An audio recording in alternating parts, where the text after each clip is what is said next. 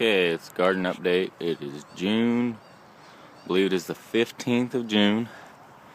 And as you can see, my corn is pretty much all starting to tassel now. There's still some late variety in the center there that's not going to tassel for a while yet, but the early sun glow, those are actually the hybrid, elite hybrid, I think, corn, or I think it's like cream, peaches and cream or something. Anyways, they're the taller ones. The early sun glow are the short ones, and then the late ones are kind of the medium-sized ones. As you can tell, my pumpkins are just kind of taking over everywhere. That pumpkin in there is still doing good. I actually lost one here on the end, but that one stayed. The vine I thought had a little bit of vine borer, but it turned out to be nothing. But I did remove the vine, and I caused the plant to abort one of the pumpkins. It was a smaller one, it wasn't very big. Peppers, they're looking good. Pretty good, decent sized bell peppers growing on them. Cayenne peppers, man, I tell you, they're going, taking off. I've been looking for eggs of tomato hornworm, and tomato hornworm like peppers as well as eggplant there, and they do like tomatoes as in their name, and so I've been watching for them. Hopefully I won't find any. I got some green beans coming in. I just had some last night. There's another little pumpkin. He's not very big. There's another watermelon in there. Biggest giant pumpkin is there.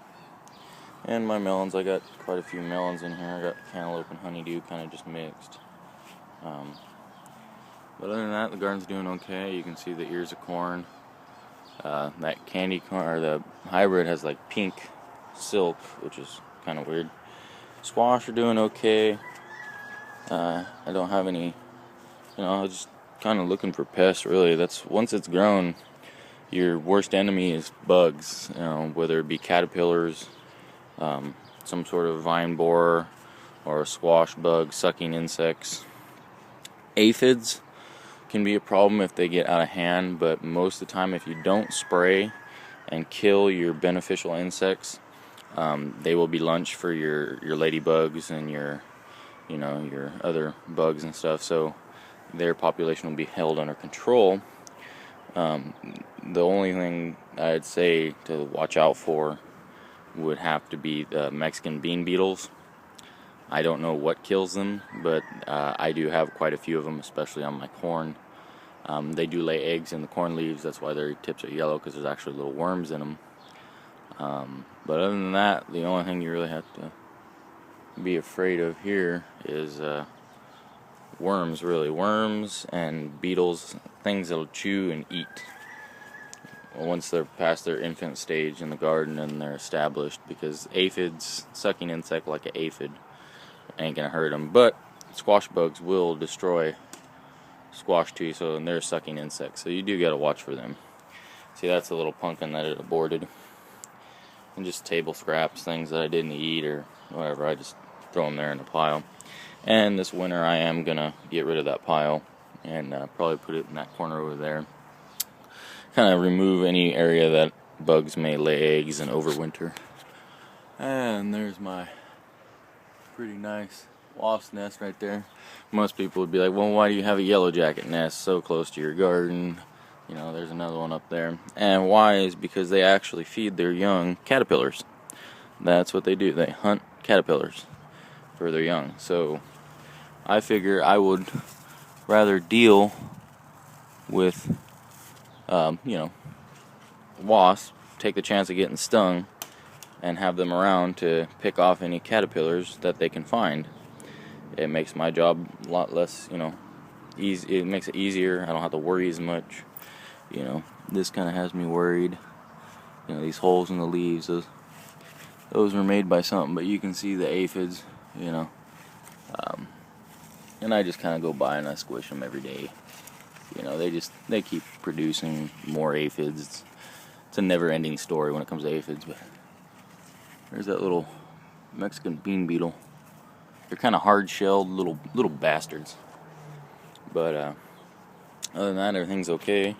My tomatoes are finally starting to produce, and I got a shitload of tomatoes.